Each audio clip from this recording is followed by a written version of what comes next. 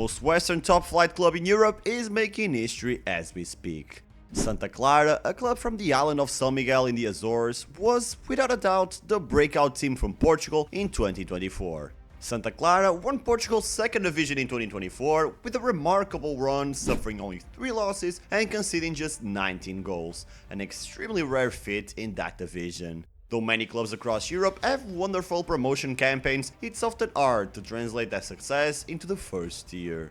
Well, Santa Clara is certainly not one of them, as they're currently in 4th place, ahead of teams like Braga and Vitória. But how could they have such a spectacular campaign right in their return season? In this video, I'll dive deep into the reasons behind Santa Clara's unexpected rise, while also showing you that their success could signal a potentially underwhelming future in just a couple of months. But first, as usual, let me give you some context. Santa Clara was founded on the 31st of January 1921 as the merged club of Santa Clara Football Club and Clube Desportivo Santa Clara. Initially, the club's symbol was a lion, but after a trip to Lisbon in 1935, where they were completely ripped apart by Benfica, Santa Clara decided to become a partner of the Eagles. That partnership helped solidify Santa Clara as the dominant force in the Azores, but it came with certain obligations, one of them being representing Benfica in their branding. As a result, Santa Clara dropped a lion from their badge and replaced it with an almost exact copy of Benfica's emblem, with just a few small differences that you'd barely notice unless you were paying close attention. The motto, the initialism, and a goshawk instead of an eagle. Either way, that didn't lead to significant improvements, as Santa Clara remained in the country's lower divisions until 1998, when they finally reached the top flight after 2 consecutive promotions. Their time in the sun, though, was as brief as the sunny weather on the island they hail from. Santa Clara spent only 3 seasons in the first division, suffering 1 relegation in their debut year and another one in 2003. From that point until 2018, Santa Clara got by in Portugal's second league, becoming pretty consistent at being average. Still, they had to deal with some scars and close calls to glory throughout the years. 2018 was the year they finally escaped limbo. With Carlos Pinto at the helm and many solid options in the squad, such as Osama Rashid, Thiago Santana and Fernando Andrade, Santa Clara not only achieved promotion but also found some stability in Liga Portugal. In the following 3 seasons, the Azoreans continued building on the solid base that got them to this historic high, adding the likes of former Benfica centre-back Fábio Cardoso, former Porto prospect and current TV personality Ucra, alongside future Big 3 players such as Morita and Zaidu. The cherry on top was the arrival of Carlos Jr., who scored 15 times and assisted another 4, taking Santa Clara to Europe for the first time since 2002. Yeah, Santa Clara participated in the Intertoto Cup in 2002 because Vitória had to withdraw to renovate their stadium. They beat one of the most historic sides in Armenia, Shirak FC, in the first round, but were eliminated by Czech club FK Teplica in the second. Kind of expected considering they weren't even capable of qualifying on their own. Now in 2021, the story should have been different. As you've seen, Santa Clara had built a competent side that picked up a historic win over Benfica and earned their first ever proper European qualification. The foundation of that squad had played together for over 3 years, so what did they do to ensure they continue to evolve? They completely cashed in on what they built and made zero effort to find adequate replacements. So, it's unsurprising how Santa Clara failed to reach the Conference League group stage. Sure, they beat Shkupi from North Macedonia and Olimpia Ljubljana from Slovenia, but as soon as they faced a somewhat decent side, they were eliminated. Furthermore, they sold their most prolific forward Carlos Jr. in the middle of the tie, a man who had scored 6 goals in the season's first 8 matches. I know a club like Santa Clara doesn't have many chances to make a lot of money in the transfer market, but couldn't they have stole the transfer a little bit? Besides, I've seen players of its caliber being sold for much more than 2.5 million euros, so in my view, it was an overall dumb move. Regardless, Santa Clara didn't drop their performance that much. By the end of the season, they couldn't qualify for Europe, but they finished in a respectable 7th place. The problem arose when they changed the leaders of their sad administration. In 2022, former Cruzeiro Vice President Bruno Vicentin took over as their president and immediately brought a different vision to the club. The investment in Brazilian talent became even bigger, but in their first season in charge, they made some costly mistakes in the market. Coupled with the sales of their best players, this resulted in a disappointing relegation.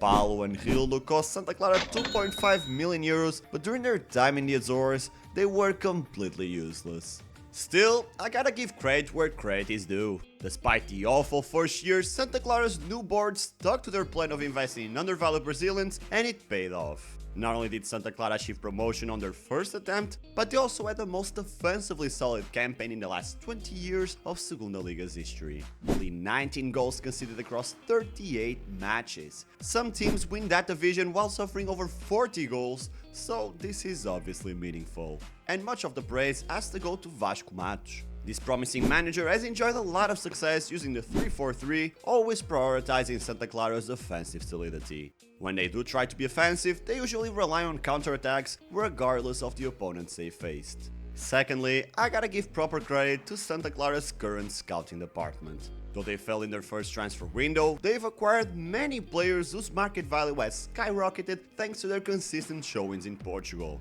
I'm talking about Gabriel Silva, Gabriel Batista, Vinicius Lopes, MT and Sidney Lima, just to name a few.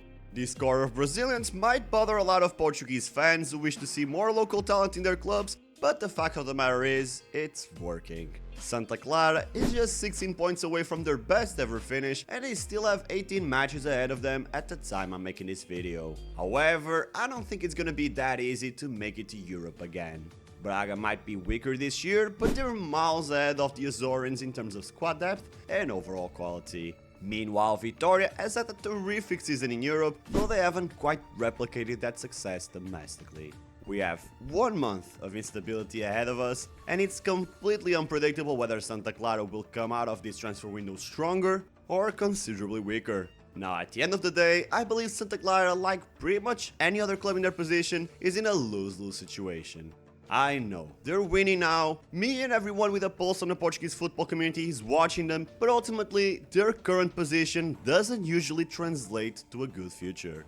Let me explain. If we forget about the top 5 strongest Portuguese sides, most clubs that qualify for the preliminary rounds of European competitions are usually relegated within 1 or 2 seasons. Aroca reached a historic 5th place in 2015-16 that earned them a spot in Europa League qualifiers, but by the end of the following season, the Wolves were surprisingly relegated after an awful run of form in the last couple of matches. To make it worse, that relegation wasn't rock bottom. 2 years later, they were relegated again, this time to the 3rd tier of Portuguese football. Fast forward to 2025, and Aroca has managed to climb all the way back up to another European qualification, but this year, they're in serious danger of repeating the pattern and suffering relegation.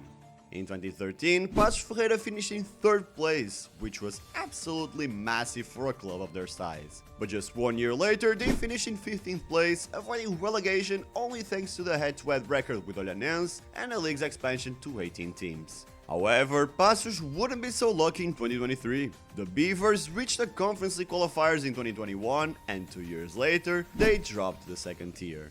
Rio Ave is another notable example. After taking AC Milan to penalties in the Europa League playoffs, they suffered an unlikely relegation by the end of the season, ending a 13-year run in Portugal's top flight. I'm not sure if I'm forgetting another case from the last 10 or 20 years, but I'm sure I've made it crystal clear that this is not a coincidence. The attention that a 4th, 5th or even 6th place finish attracts is enough to completely destabilize a squad. In most cases, their clubs will usually lose their manager and their biggest stars.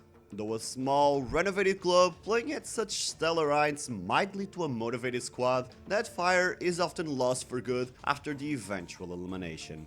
With their standards set so high, a new manager often fails to click with the players and the fan base, leading to less tolerance for a bad run of form and ultimately his release. That psychological whip, as Portuguese fans like to call it, is usually in vain, as it just leads to more instability in a squad that ends up being a soulless compilation of several managers' ideas. I don't like to be the bearer of bad news, but if Santa Clara actually reaches Europe, that's their most likely fate. Vasco Matos is already seen as an attractive option for several clubs, including teams like Southampton, and I'm sure wealthier clubs like Braga or Famalicão would love to poach one of Santa Clara's underrated gems. Now, for the sake of Portuguese football, I hope I'm wrong. Portugal needs more established clubs, not just the usual 4 or 5. I remember growing up in the 2000s when clubs had identity, and there were many established teams. Vitória, Marítimo Nacional, Passos de Ferreira and later Rio Ave were clearly above, let's say, Oranense, Naval or Estrela Amadora. Nowadays, there isn't much difference between the level of second division sides and Primeira Liga clubs. That's why the champions finish with so many points. It's hard not to when 70% of the matches are completely unbalanced affairs. We all know where this conversation is leading, don't we? Portugal needs an equal distribution of TV rights. Weaker clubs would get stronger, and that in turn would make the giants stronger in Europe, as they'd be used to playing against tougher opponents more regularly. But unfortunately, the focus is always on short-term goals rather than improving Portuguese football in the long run. So, what do you think? Will Santa Clara be playing second division football by 2026, or will they break the pattern? Let me know what you think in the comments below, and please, leave a like and subscribe to Turn FC. You'll find many other videos about Portuguese football to binge, and you can share your own takes in the comment section. I'll always make sure I read every single one of them. In fact, I think you should watch this one. I made the sad problem that Portugal's live in. I'll see you there.